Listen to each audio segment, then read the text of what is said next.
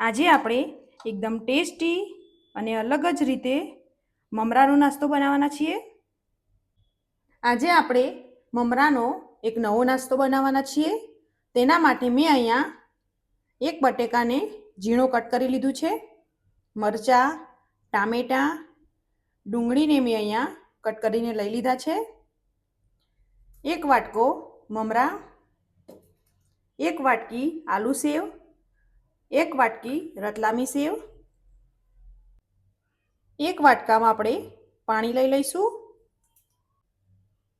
તેમાં આપણે મમરા એડ કરી દઈશું.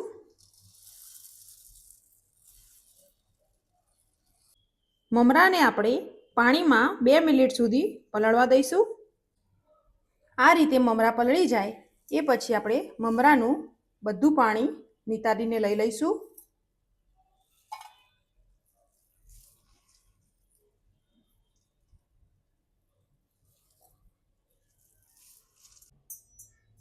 હવે આપણે એક કડાઈમાં તેલ લઈ લઈશું. તેલ ગરમ થઈ જાય તે પછી આપણે રાઈ એડ કરીશું, જીરું, ચપટી હિંગ, મીઠા લીમડાના પાન, લીલા મરચાં,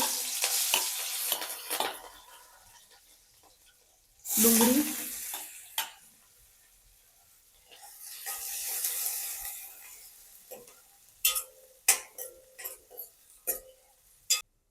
ડુંગળી થોડી ચડી જાય એ પછી આપણે બટેકા એડ કરી દઈશું.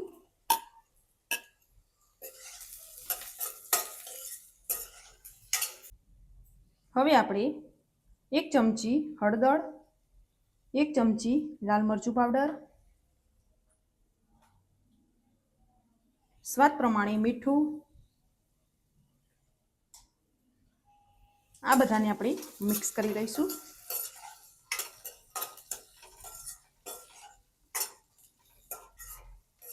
હવે આપણે બટેકાને ચડવા દઈશું. હવે આપણે ટામેટાં એડ કરી દઈશું.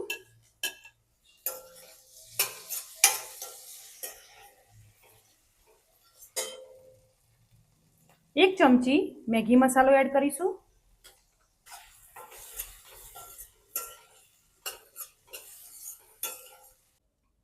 હવે આપણે 2 મિનિટ સુધી ચડવા દઈશું. હવે આપણે મમરા એડ કરી દઈશું.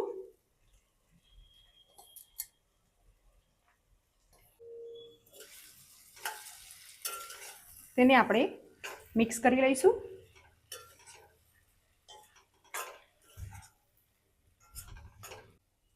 હવે આપણે ઉપરથી ધાણા એડ કરીશું અને ગેસને બંધ કરી દઈશું.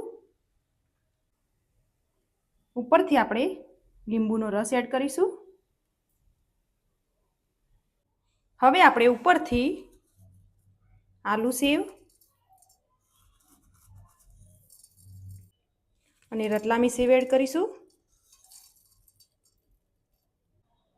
એકદમ ટેસ્ટી અને ચટપટો મમરાનો નાસ્તો આપણો રેડી થઈ ગયો છે.